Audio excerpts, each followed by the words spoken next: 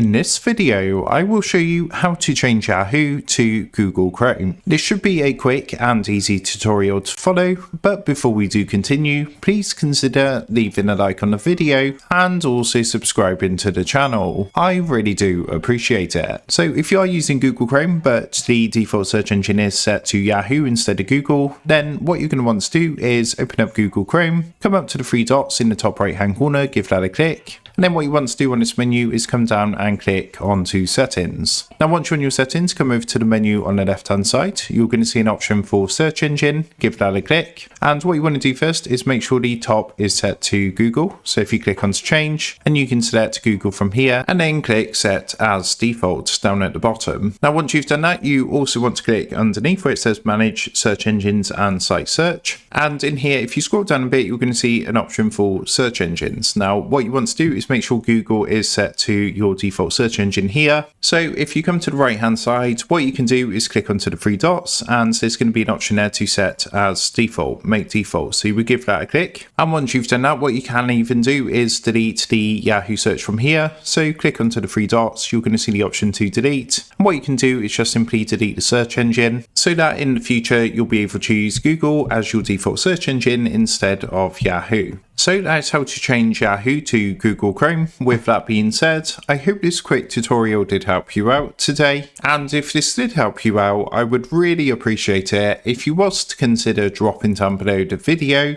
leaving a like, and also subscribing to the channel. With that being said, I just want to take a minute to thank you guys for watching this quick tutorial, and I will see you in the next video.